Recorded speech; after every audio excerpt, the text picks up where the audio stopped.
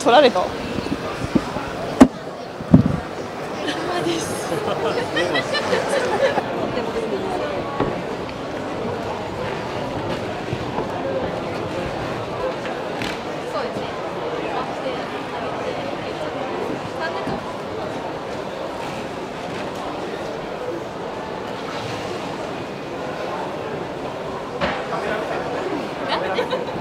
Bonjour, nous sommes Hattori Tea Farm, un producteur de thé au Japon, à Shizuoka.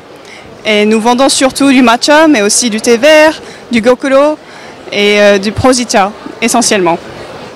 Le producteur derrière, c'est la 4e génération. Ils sont producteurs depuis 130 ans.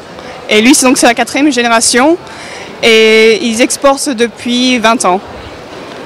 En Europe, aux États-Unis, et le matcha surtout depuis 5-10 ans, c'est très populaire partout.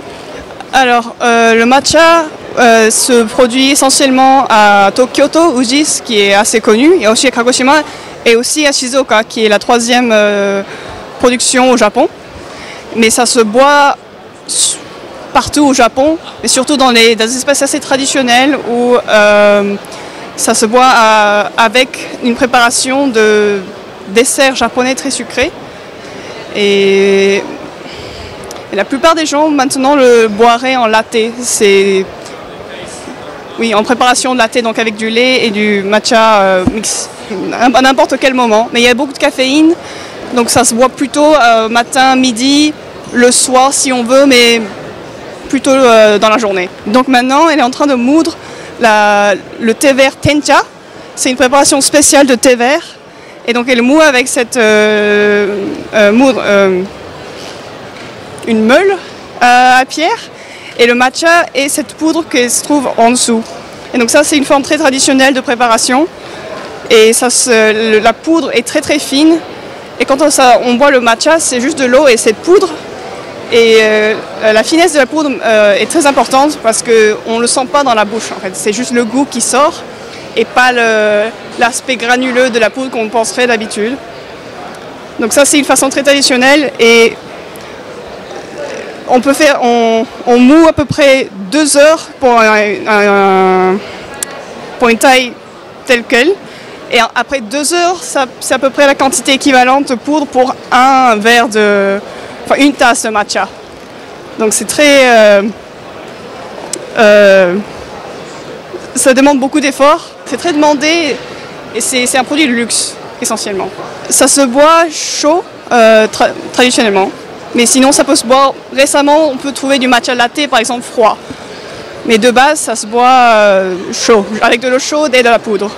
En France, maintenant, ça peut se trouver dans des magasins bio, par exemple, ou sinon dans certaines boutiques de thé spécialisées. Et je pense que ça se trouve aussi dans des restaurants japonais ou des supermarchés japonais qui sont spécialisés en thé. Si vous voulez trouver une bonne qualité, c'est mieux d'aller chez les spécialistes qui importent directement du Japon. Ça peut se trouver aussi ailleurs, à Amsterdam par exemple, ou à Berlin aussi, c'est très populaire en ce moment. Partout dans les grandes villes en Europe, ça se trouve dans les cafés. Mais je recommanderais chez les spécialistes à thé quand même, pas juste un café n'importe lequel.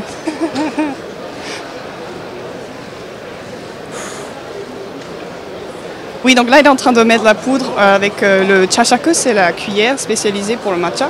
Et en fait, au Japon, c'est toute une cérémonie. Donc c'est vraiment, ça s'apprend dans des ateliers traditionnellement. Et donc elle a été formée à la manière très traditionnelle. Donc là, elle met de la poudre, puis elle verse l'équivalent de à peu près 30 ml d'eau. C'est très précis.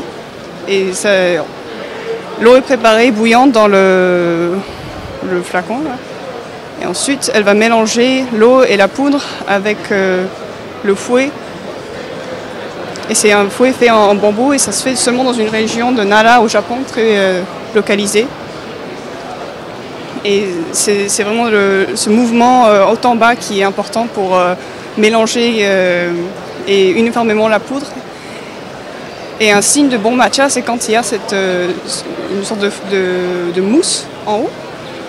Ça, c'est vraiment un signe où c'est bien fait, c'est de la bonne qualité, ça se mélange bien. Ça veut dire aussi que la poudre est plus fine. Voilà, à la fin. Et puis ça se verse d'habitude dans un autre bol. Mais là, bon, ce sera dans des petits verres. Donc, et voilà, donc là c'est préparé.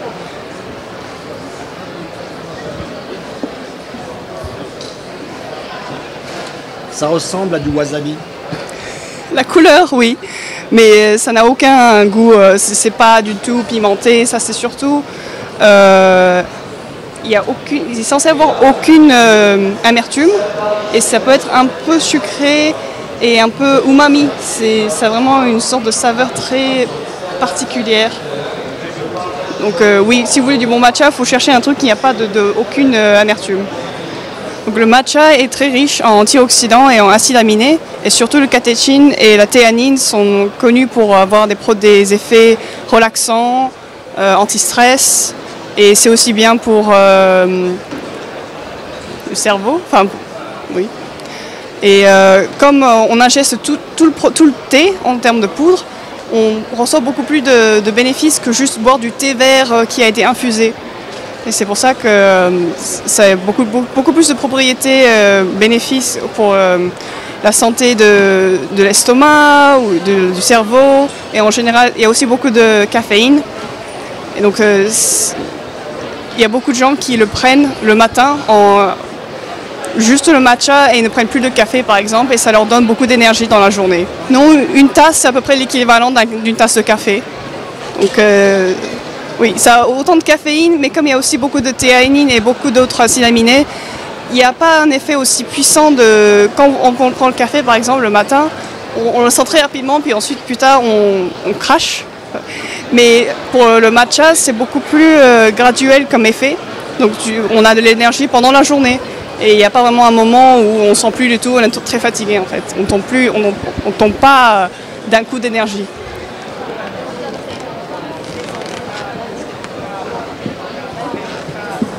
Donc, lui, c'est la 4e génération de la famille Hattori. Et c'est à côté sa fille, donc la 5e génération de producteurs de thé au Japon.